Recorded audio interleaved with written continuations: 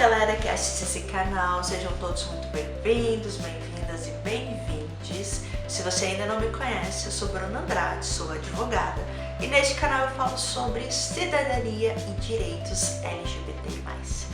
E o tema do vídeo de hoje é recorrente nas nossas mídias sociais. Como provar a LGBTfobia?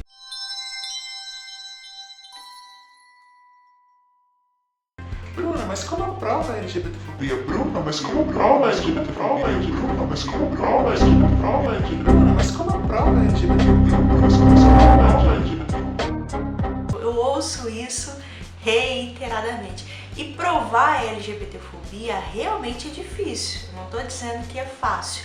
E no vídeo de hoje eu quero trabalhar com vocês algumas situações em que é possível provar a LGBTfobia.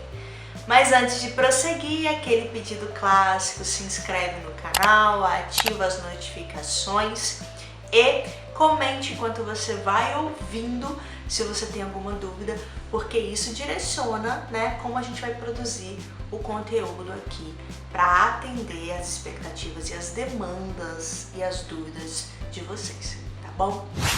Que a LGBTfobia é crime, você tá cansado de saber, não é mesmo? Desde que o Supremo Tribunal Federal equiparou a LGBTfobia ao crime de racismo, a gente já tem uma lei para chamar de nossa, e até que o Congresso, regulamente especificamente sobre o crime de LGBTfobia, é a lei de crime de racismo que tem sido aplicada ao caso concreto. E dentro lá da lei de racismo está previsto um crime específico que é deixar de contratar uma pessoa em razão da sua sexualidade ou identidade de gênero. Da mesma forma que deixar de contratar uma pessoa porque ela é negra é crime, deixar de contratar uma pessoa em razão da sexualidade e identidade de gênero também é crime. A grande dificuldade é como que eu provo que esse crime aconteceu, já que na maioria das vezes o empregador, a empresa, não vai dizer de forma clara e evidente que ele está deixando de me contratar porque eu sou um gay, uma lésbica, um bissexual, até mesmo um trans, E realmente, como eu já falei, é difícil provar isso. E normalmente eu sempre indico que você procure um advogado para que seja estabelecida uma estratégia específica para o seu caso. O que eu vou falar aqui são situações de forma ampla que podem te auxiliar a provar que você não foi contratado por causa da sua sexualidade. Bom, normalmente o processo seletivo ele segue uma ordem, uma sequência. Você se interessa pela vaga, aplica para a vaga e aí você começa um relacionamento, começa um namoro ali com a empresa.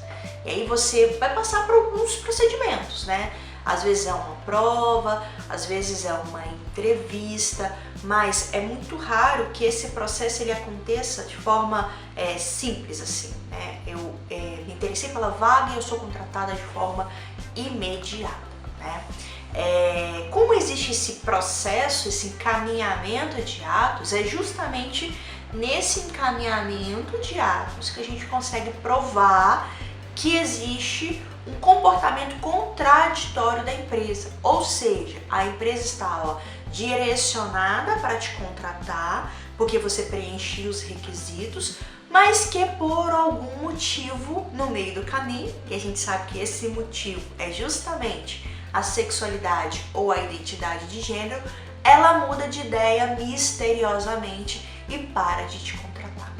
Então a prova de que você não foi contratado por causa da sua sexualidade ou identidade de gênero, ela reside justamente nesse comportamento contraditório. E o que é importante é você selecionar através das trocas de e-mail, através das trocas de mensagem e até mesmo através de testemunhas, ou seja, outras pessoas que passaram pelo processo seletivo junto com você, informações que consigam demonstrar esse comportamento contraditório.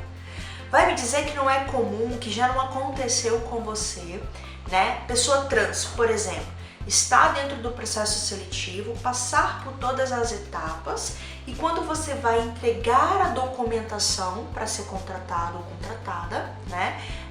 A empresa vê seus documentos, vê que você não retificou ainda os documentos e naquele momento ela desiste de te contratar. Ela fala que a vaga foi preenchida, né? Ou que a vaga até não existe mais, eu já ouvi até isso, né? A pessoa passa pelo processo inteiro para uma vaga que está aberta publicamente e aí na hora de contratar, misteriosamente a vaga não existe mais ou nunca existiu.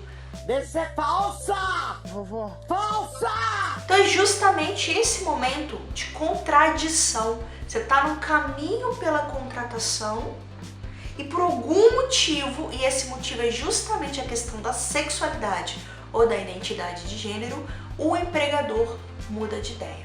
Então, como que a gente prova? Para sintetizar, a gente prova demonstrando através desses e-mails, dessas mensagens e dos colegas que talvez estejam ali lutando pela própria vaga, que você estava caminhando no sentido de que iria conseguir a vaga, de que possuía todos os requisitos, né?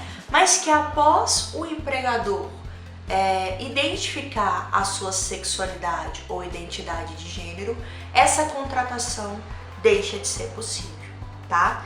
Então é prova documental ou prova testemunhal. É esse conjunto que demonstra que há uma contradição e que a contradição aconteceu porque o empregador descobriu a sua sexualidade ou identidade de gênero. Lembrando que perguntas como qual é a sua sexualidade, qual é a sua identidade de gênero numa entrevista podem ser consideradas preconceituosas, né? E se eventualmente o empregador coloca isso de forma expressa, né, ele pode ser condenado, né, pelo crime de LGBTfobia. E quando a gente está falando de LGBTfobia nesse ambiente, o ambiente da contratação, existem duas consequências jurídicas. O crime, que vai ser investigado pela polícia, né, e o processo de indenização contra a empresa, que é um processo em que configurado ali, né, o comportamento contraditório da empresa, ela pode ser condenada a pagar uma indenização por não ter te contratado em razão da sua sexualidade ou identidade de gênero. Se isso aconteceu com você e você tem dúvidas sobre o assunto, deixa nos comentários a pergunta ou então manda um direct pra gente no Instagram, que eu vou deixar aqui né, na descrição desse vídeo, contando o que aconteceu, que a gente vai te orientar da melhor forma possível e identificar como provar essa LGBTfobia no seu caso concreto, tá bom? Um grande abraço e até a próxima!